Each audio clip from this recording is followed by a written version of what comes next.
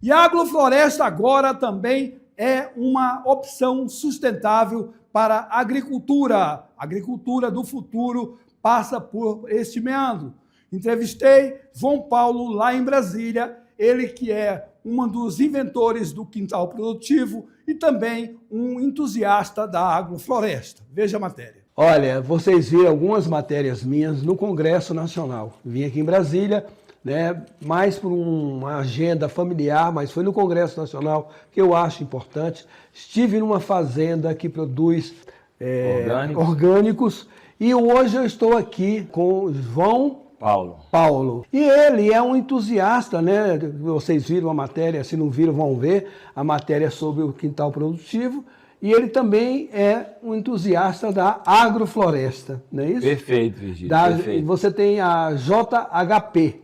Fala um pouco para nós sobre isso. Tem 16 anos que nós fundamos uma empresa que chama JHP Agroflorestal.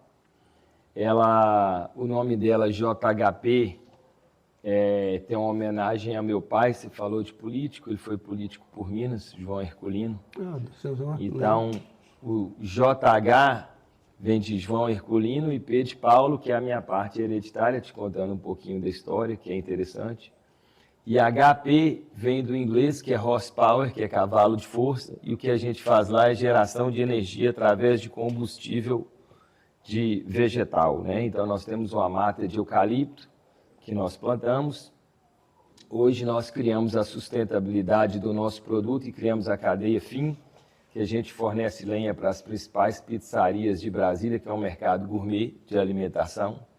E a melhor lenha para você usar em alimentos é igual o filé mignon, que é o que pega todos os temperos, é a lenha que não passa gosto para a comida, que é a lenha do eucalipto. É uma curiosidade, né, Virgílio? Para você aí que sempre está navegando em tudo, conhece de muitas coisas. Então, nós plantamos a nossa mata para parar de agredir o meio ambiente, para parar de desmatar a lenha de cerrado, e ter uma floresta de eucalipto para poder fazer dela útil. Então, a gente faz o uso total daquilo que a gente produz, em vez de estar agredindo a natureza. Nós detectamos no mercado que trabalhar com commodity para o tamanho do nosso negócio, que é uma área relativamente pequena, que são 30 hectares de floresta só, seria inviável tocar um projeto porque ele não pagaria o custo da produção. Brasília são áreas de terra que hoje agregaram muito valor, então você não pode produzir uma coisa que não cubra os custos. Por mais que você tenha uma ideologia ecologicamente correta, que é a nossa, você plantar uma coisa que não seja sustentável do ponto de vista econômico também é inviável. Morre, né? Morre completo e acaba-se um sonho. Então, nós detectamos no mercado da gastronomia, Brasília era muito, desculpa a expressão, prostituída. Então, as pessoas cortavam qualquer tipo de espécie de árvore, queimavam, as pessoas não tinham a consciência ambiental. Então, nós pegamos alguns comerciantes, fomos ver o que eles faziam e aprimoramos a arte de ter uma lenha de qualidade, que é uma longa história, né? A lenha precisa ter uma taxa de desidratação, ela tem que estar com 30% só de umidade para não gerar fumaça branca, que a gente chama que é a fumaça que agride os seus olhos. Você chora, né? Quando você corta uma lenha verde, você já fez um fogo de mata lá, Virgílio, lá no Pará? Normal, né? Normal. E aquela fumaça branca que dói os olhos, então tudo isso a gente evita, porque imagina numa pizzaria, no olho do pizzaiolo, num salão cheio de gente, é impraticável, tossindo, né?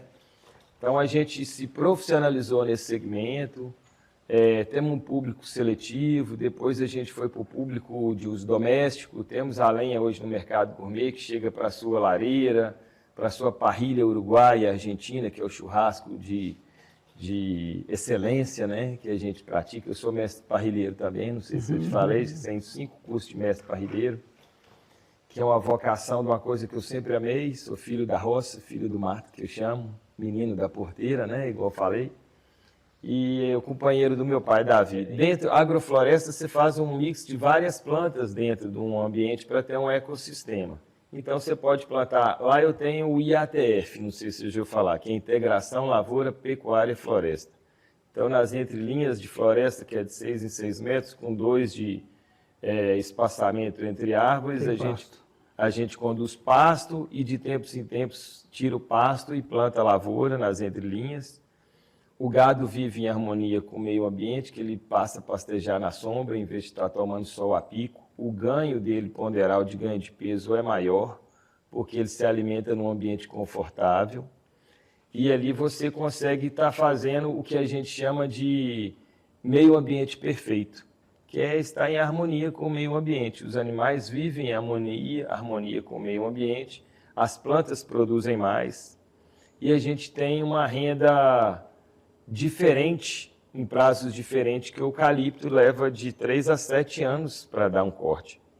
Então, é um jogo de paciência, né? E quem lida com o agro já tem que nascer paciente, que as coisas não acontecem do dia para a noite. Se você pratica a monocultura, você só tem renda de um produto só. E ali nós temos 3 rendas diferentes num ciclo, às vezes periódico diferente.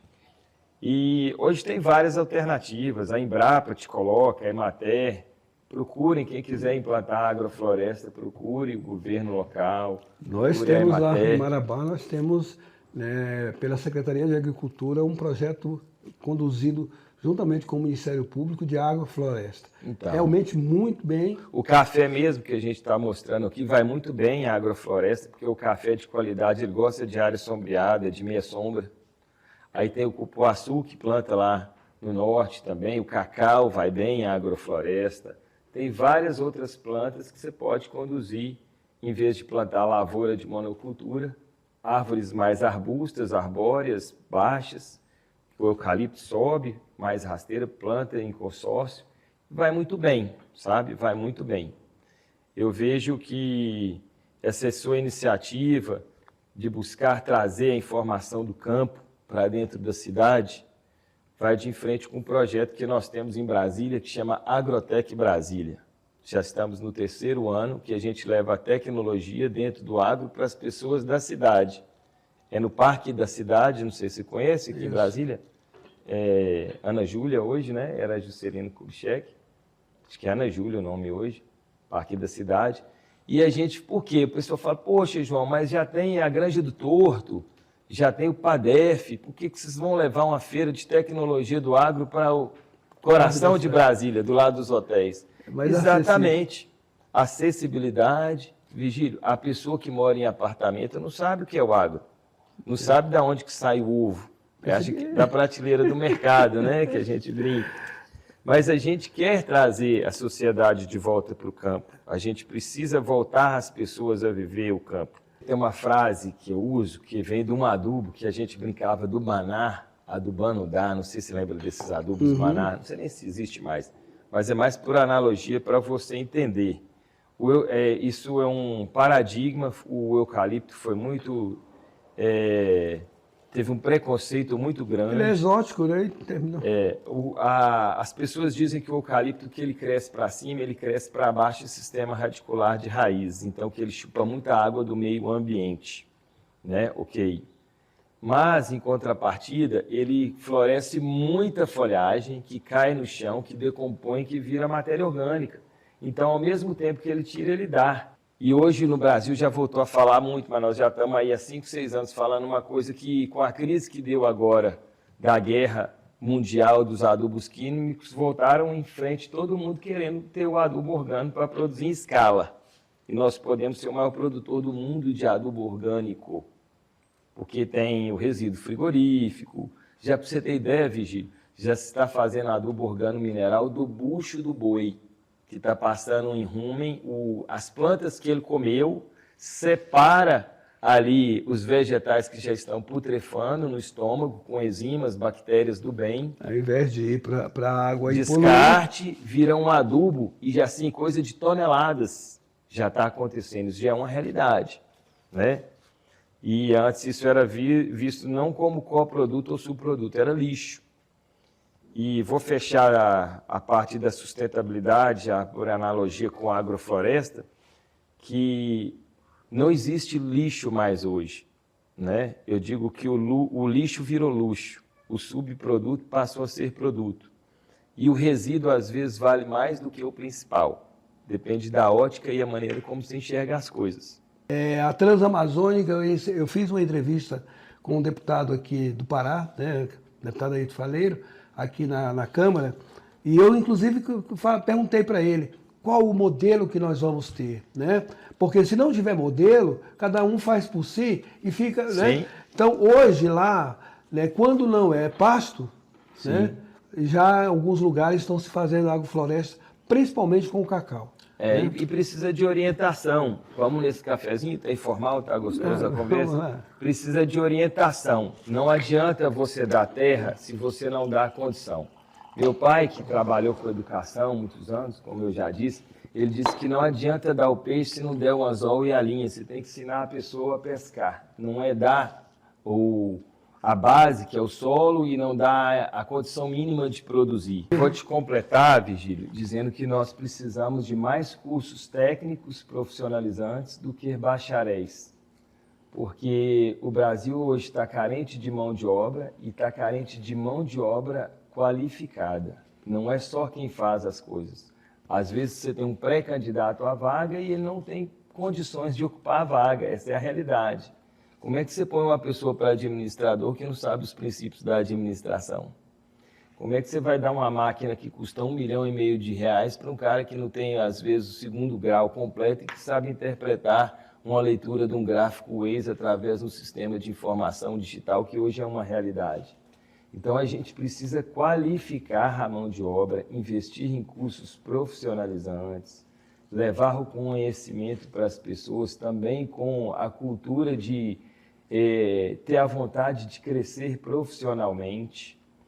Não adianta, nós estamos hoje, governamentalmente falando, recheado de programas sociais, mas eu ainda sinto muita falta de que os programas sociais levem o conhecimento. Para florescer, né? É o segundo passo. As pessoas precisam, vou bater, finalizando a nossa fala aqui, no âmbito social, político, econômico, é um tripé que anda junto.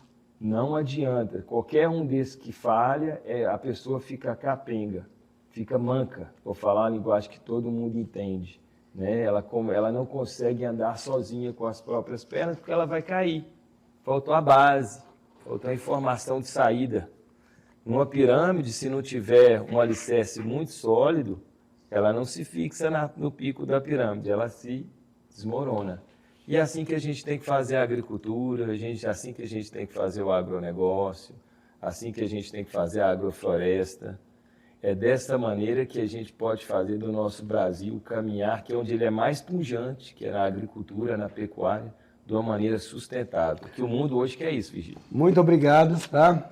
Um abraço, irmão. Com Deus. Um abraço. Chegando, eu vou ver se você pode nos fornecer o seu telefone, né? Vamos sim, voltando vai ser um prazer. aqui, né? Ou conseguindo alguma coisa para que você possa ir até Marabá, né? Vamos agregar e vamos brindar com um café especial. Valeu, meu amigo. Ainda estou com a caneca aqui da JHP. Muito obrigado.